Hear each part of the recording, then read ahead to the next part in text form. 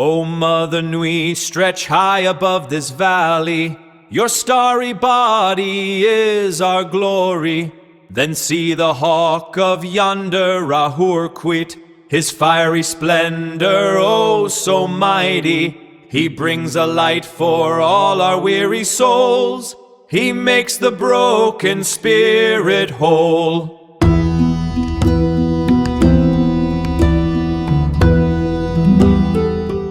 Usually when we think about the history of a major world religion, we picture like a lightning strike, a sudden flash of divine revelation that just instantly changes everything. Right, like it just drops out of the sky completely finished. Exactly. But if you look at the actual archaeological dirt, that lightning strike looks a lot more like, a slow, messy collision of tectonic plates. Welcome to today's deep dive, where we're exploring how early Israelite faith actually evolved organically from Canaanite polytheism into absolute monotheism. It is such a fascinating transition to look at. It really is. And here is the core shift that reframes everything for you. The Israelites didn't arrive in the Levant with a pristine, fully formed monotheism. Ethnically and culturally, they were Canaanites. So, okay, let's unpack this. Yeah, that changes the entire timeline of how we understand this history. I mean, the clearest evidence is right there in the name itself. The word Israel literally translates to El strives or may El persevere. Which, doesn't refer to Yahweh at all. No, not at all. It points directly to El, the supreme patriarch and high god of the Canaanite Pantheon. And the text itself hasn't totally erased this, right?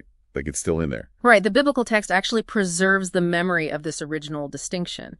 In Exodus 6.3, it explicitly states that the deity appeared to the early patriarchs Abraham, Isaac, and Jacob as El Shaddai. Wow. Yeah, and it specifically notes that by the name Yahweh, he did not make himself known to them.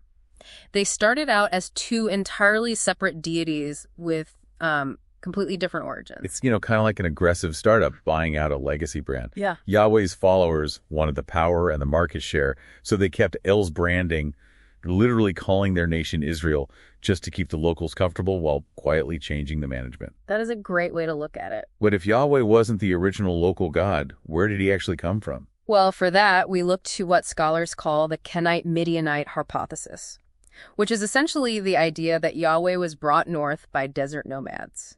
Okay, what kind of evidence do we have for that? We have ancient extra-biblical evidence, specifically Egyptian topographical lists from the 14th century BCE.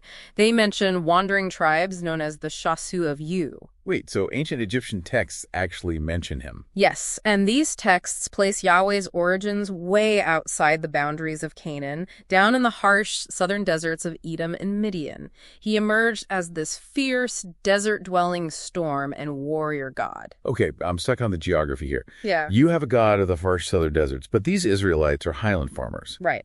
A desert war god doesn't exactly help you grow wheat. How does he end up running an agricultural society? Well, it happens through human connection. Trade routes, intermarriage, and shifting alliances. As southern nomads interacted with highland farmers, their shrines and traditions blended. Here's where it gets really interesting, because he starts taking over the other gods' roles, right? Oh, absolutely. Yahweh absorbed the benevolent, wise creator traits of El pretty smoothly, mostly because El was an older, sort of hands-off patriarch. Right, so an easy takeover. Yeah, but to win over farmers who desperately depended on rain, Yahwistic followers had to aggressively appropriate the imagery of Baal, the local storm god. They just straight up took his traits. They even took his exact title as the rider on the clouds. So he takes the top spot by absorbing the competition. Yes, but as he took over the pantheon, he didn't rule alone. We actually have 8th century BCE pottery inscriptions from an ancient site called Kuntilit Ajrud. And what do those inscriptions say? They bless worshippers by Yahweh and his Asherah. Wait, Asherah, like the goddess. Exactly. Asherah was traditionally a prominent Canaanite fertility goddess, and this proves she was officially worshipped right alongside him as a divine consort in early religion. Wait, I need to stop you there. If they had this whole pantheon with the divine couple and local temples everywhere, people don't just wake up one day and say, let's scrap all the other gods. No, they definitely don't. Something catastrophic had to force them to abandon that localized pluralistic system, right? What was the catalyst? A total geopolitical collapse. The Babylonian exile in 586 BCE. The Babylonian Empire conquered Jerusalem and completely demolished Yahweh's temple. Which is a massive deal. Huge. In the ancient Near East, a military defeat of that magnitude meant your national god was dead or defeated. Right, your god lost the fight. But instead of conceding, the exiled priests and thinkers did something radically innovative. They decoupled Yahweh from physical geography. If we connect this to the bigger picture, this changes everything. Because without a temple, they had to make him universal to keep the faith alive. Exactly. During the exile, an anonymous author writing under the original prophet's name, who scholars call Second Isaiah, started vehemently mocking the Babylonian idols. Like pointing out the absurdity of bowing down to a block of wood. Yes. He cemented the idea that Yahweh wasn't just a regional god who lost a battle, but the only placeless god of the entire universe who had actually orchestrated the exile himself. Wow, turning a defeat into part of the divine plan. And to the exiles, this wasn't just a theory. It felt proven to them when Cyrus of Persia effortlessly conquered Babylon shortly after, allowing them to return. So what does this all mean? This monumental leap to absolute monotheism wasn't just some abstract philosophical debate. No, not at all. It was a profound survival mechanism forged in the crucible of absolute geopolitical catastrophe.